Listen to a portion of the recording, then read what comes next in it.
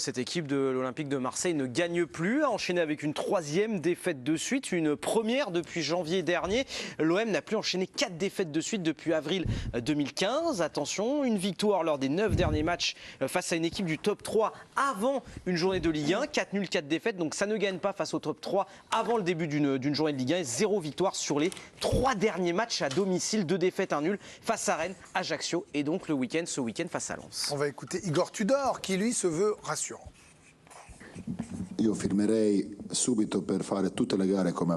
Je signerai tout de suite pour jouer comme nous l'avons fait ce soir. C'est le seul chemin à prendre. On doit confirmer le match que l'on a fait aujourd'hui. Tout, vraiment tout. On gagnerait tous les dimanches si on jouait comme ça. Je signerai pour ça.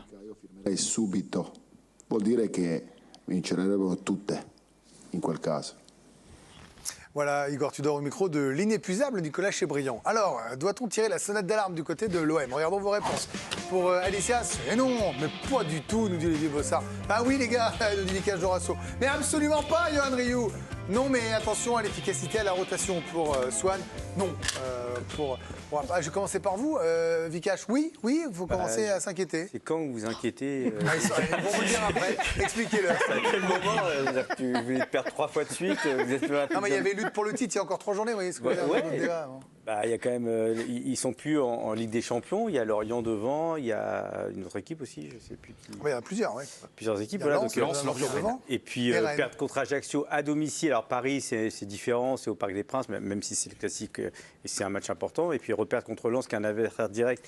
Et première mi-temps, il y a quelques occasions, mais en deuxième mi-temps, Lens a élevé le niveau et c'est pas passé. Donc il y a un vrai petit problème peut-être de gestion d'effectifs. Quand ils changent les 3 joueurs. J'ai pas senti les mecs qui rentraient à fond. J'ai pas senti Payet hyper content de rentrer à ce moment-là. Et ils prennent le but, malheureusement pour eux, tout de suite. C'est peut-être le moment de relancer Payet. Ils nous ont peut-être mal habitués aussi. Mois d'août extraordinaire, mois de septembre superbe aussi de la part des Marseillais. Puis ça a coupé derrière, direct. On était à 80% de victoire au mois d'août, 2,6, 2,5 points par match pris. Et bah là, c'est 0-0 la tête à Toto au mois d'octobre. Oh, oui, excellent. Alors, on poursuit avec celui qui est aussi un peu plus... qui se pose des questions. C'est Swan Borcino. Vous suivez beaucoup cette équipe de l'OM. C'est exact. Là, il y a quelques soucis récurrents. Oui, il y a des soucis récurrents. Je ne suis pas d'accord avec Vikash sur le contenu du match contre Lens, qui pour moi a été quand même un des meilleurs matchs de l'OM cette saison.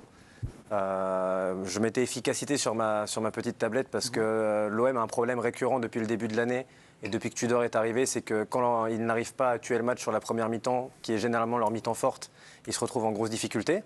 Pour moi, là où le bas blesse, c'est 2 choses. C'est les remplaçants, je trouve qu'ils n'apportent pas grand-chose quand le plan initial ne marche pas. Il n'y a pas de second souffle dans cette équipe-là. Et le deuxième souci, c'est le calendrier. C'est-à-dire que Marseille avait évidemment très bien réussi le début de saison, au-delà peut-être de certaines espérances.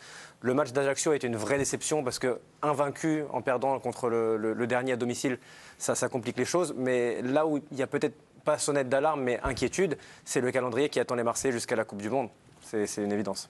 Justement, petit point calendrier pour les Marseillais ces prochains jours. Et en plus, c'est dans l'air du temps.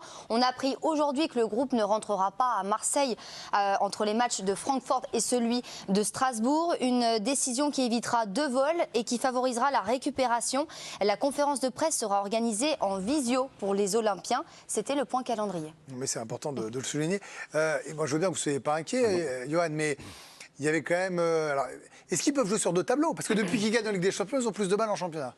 Moi, je regarde très peu le football à travers les tableaux d'affichage. Moi, j'ai vu le match, je me suis régalé, ça a été un match formidable. Et quand l'équipe de Marseille a été extrêmement convaincante, alors oui, il a manqué un but, mais le football, c'est pas que ça. Et là, dans les intentions avec Klose et Tavares, encore et toujours, qui sont 2 ailiers, même quasiment, ils jouent quasiment avant-centre, ils sont extraordinaires, ces 2 types. Et puis après, Harit, on l'a jamais vu aussi fort. Après, tu as Mbemba, pareil, extraordinaire. Mais il faut que ce soit efficace. Oui, mais quand même, le plaisir, déjà de voir. Déjà, moi, quand je regarde un match de foot, j'ai envie de prendre du plaisir. Et là, je vois du plaisir. Il y a Marseille qui est formidable en Ligue des Champions, qui est encore en course. Peut-être on n'y pensait pas il y a un mois.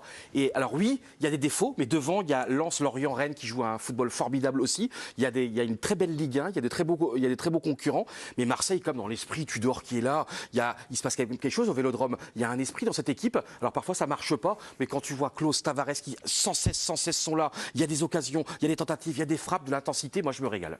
Allez, à vous le mot de la fin, Olivier Bossard. J'ai l'impression que vous êtes sur la ligne Riouesque. Oui, complètement. Si on reprend les 3 derniers matchs et ces 3 dernières défaites de Marseille, alors celle contre Ajaccio, il faut l'oublier, ça a été assez affreux dans le contenu. Mais contre le PSG au Parc des Princes, moi j'ai vu une belle équipe de l'OM, une équipe qui est venue bousculer un club qui est quand même pas facile à jouer à la maison. Ils n'avaient pas forcément été aidés en plus par l'arbitre ce soir-là. Je suis d'accord avec Swan, contre Lens, moi j'ai vu la meilleure production de l'OM depuis le début de saison. D'ailleurs, Francaise le dit après le match, s'il rejoue ce match, Lens le gagne jamais. C'est juste l'enchaînement, quoi. Ils font un meilleur match après 2 défaites. Oui, c'est ça. Mais Johan a raison aussi de rappeler qu'il y a cet espoir fou de se qualifier en 8e de finale de Ligue des Champions, qui est quand même pas rien. Et puis pour corriger ce manque d'efficacité, il y a la trêve, il y a le mercato qui arrive et Marseille va pouvoir corriger à ce moment-là. Merci à tous les 6 d'avoir été des nôtres. Merci surtout à vous. Ouais, oh là, la caméra.